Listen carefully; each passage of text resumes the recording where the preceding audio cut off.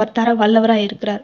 அப்பொழுது நீங்கள் அடைகிற சந்தோஷத்தை பார்த்து அவர் மனமகிழ்ச்சி அடைகிறவராய் இருக்கிறார். மத்தேயு 7ஆம் அதிகாரத்துல இயேசு கிறிஸ்து சொல்றாரு, உங்கள எந்த மனுஷனும் உங்க பிள்ளைகள் அப்பம் கேட்டால் அதற்கு கல்லையோ அல்லது மீனை கேட்டால் பாம்பையோ கொடுப்பதில்லை. பொல்லாதவர்களாகிய நீங்களே உங்கள் பிள்ளைகளுக்கு நன்மையானவைகளை கொடுக்க அறிந்திருக்கும் பொழுது பரலோகத்தில் இருக்கிற உங்கள் பிதா தம்மிடத்தில் வேண்டிக் கொள்ளுகிறவர்களுக்கு நன்மையானவைகளை கொடுப்பது அதிக நிச்சயம் அல்லவா என்கிறார். பொல்லாதவர்களாகிய நாமளே நம்மளுடைய பிள்ளைக்கு நல்லதை கொடுக்கணும்னு நினைக்கும் போது நம்ம பரலோக தகப்பன் நமக்கு நன்மையானதை தரணும்னு அவர் எந்த அளவுக்கு விருப்பப்படுவாரு. ஃப்ரெண்ட்ஸ், கொஞ்சம் லேட் ஆனாலும் அவர் நமக்கு நன்மையானதையே தருவார், நிச்சயம் தருவார். தொடர்ந்து விசுவாசத்தோடு இருங்கள். நாம கேட்டதை கொடுப்பது ஒரு வகையான அன்பு என்றால், நாம் கேட்டதை கொடுக்காமல் நமக்கு ஏற்றதை தருவது இன்னொரு வகையான அன்பு. அது எப்படின்னா, உங்க பிள்ளைக்கு ஒரு ட்ரெஸ் வாங்க கடைக்கு போறீங்க.